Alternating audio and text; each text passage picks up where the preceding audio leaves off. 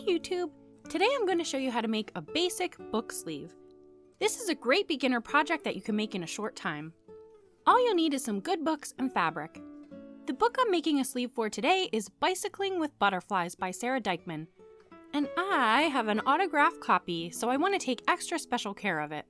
This book just came out and it's about Sara's journey cycling the entire monarch migration route and back. If you've been watching my channel, you know I'm a little obsessed with monarchs. But what you might not know is that I've done some cycle touring myself, and I absolutely love it. So this book is going to be right up my alley. I just happen to have some fabric that will go perfectly with this book, and I got some fusible foam from Joanne for the padding. You can see it's nice and squishy and will really protect the book. I'm taking some measurements and jotting them down so the book sleeve will fit perfectly. Measure the length, width, and thickness.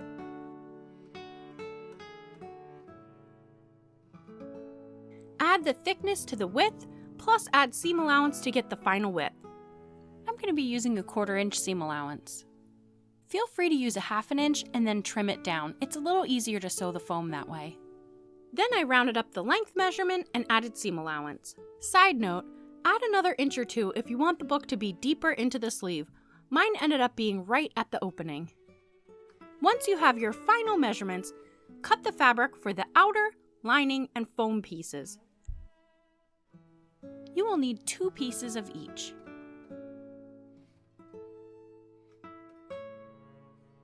This fabric I totally love, but for some reason they added these really light blobs in the background, which I originally thought was color bleed, but it's actually part of the pattern. 10 out of 10 for the monarchs, but 0 out of 10 for the weird blobs. The foam comes with instructions on how to use it, so we'll set that aside. I literally could not figure out which was the side with the glue. They both looked and felt identical, unlike fusible fleece where there are visible glue dots.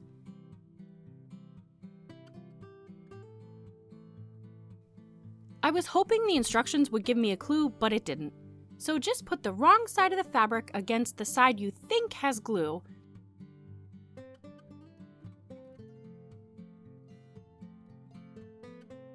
Use a damp pressing cloth and test a spot.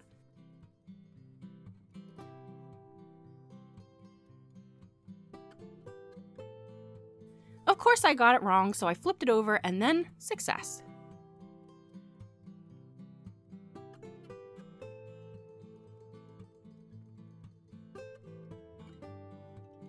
You can also use spray adhesive to make them stick together, but make sure you get a brand that's safe for your sewing machine.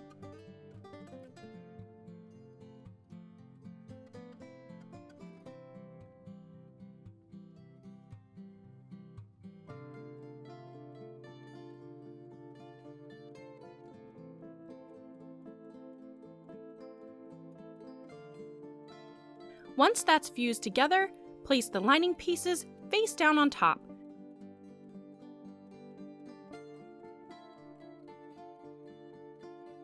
Put some clips along the top and sew a straight stitch. I bumped my stitch length up for this because the foam is kinda thick. Don't forget to forward and back stitch. I was a librarian at 2 libraries when I was in high school. That will give you an idea of how popular I was. And I am super careful with my books. I cannot stand wrinkled or bent pages. I don't know why. There are definitely bigger things to worry about, but I like my books looking like new. So don't ask to borrow them, okay? Open those pieces up and place them right sides together, matching up the outer and lining pieces.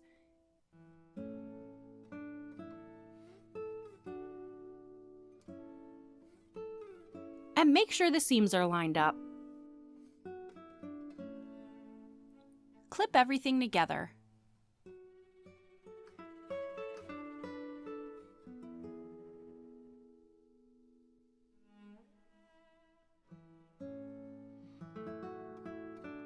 Sew a straight stitch along all 4 sides. But make sure you leave a gap at the bottom to turn it right side out. Here are a few of my favorite books while I'm sewing this together. Must read. This one's must read. Absolutely have to read. This is one of my favorites from when I was in school. It's a true story about a girl who lived alone with her dog on an island. Love it. I actually have multiple copies of this, but the cover of this one is my favorite. Great book, great movie. This is not an opinion. You have to read this one.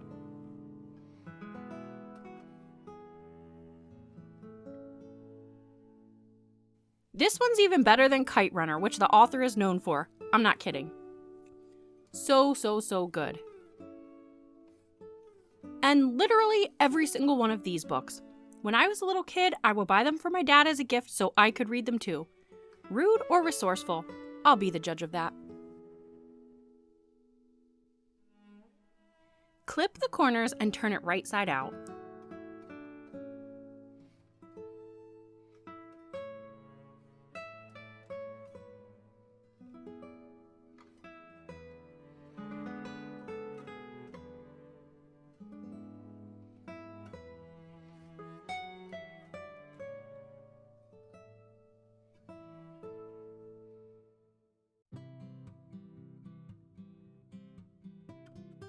Poke out the corners.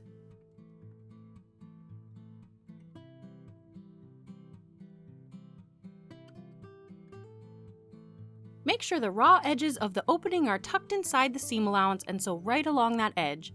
You can hand stitch if you want, but nobody's ever going to see this.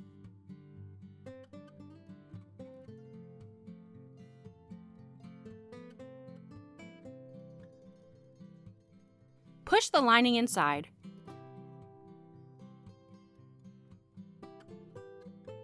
Roll the top edge of the lining inside the sleeve and place some clips to hold it in place.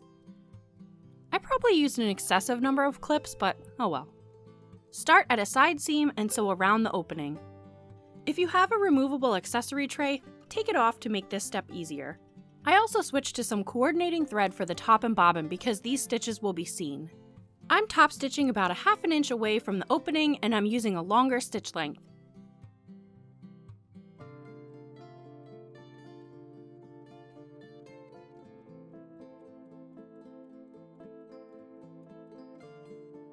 You can see how the clips get a little stuck in the bottom of my sewing machine. It can really throw your stitches off if you're not careful.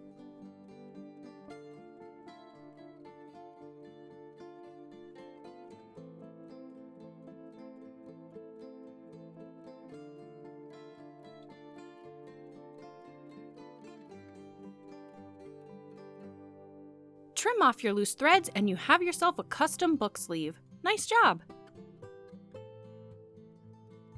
I gave it a final press to get rid of the wrinkles from turning it right side out, and it's ready to protect my book so I can throw it in a bag and bring it with me, and I don't have to worry about bent pages.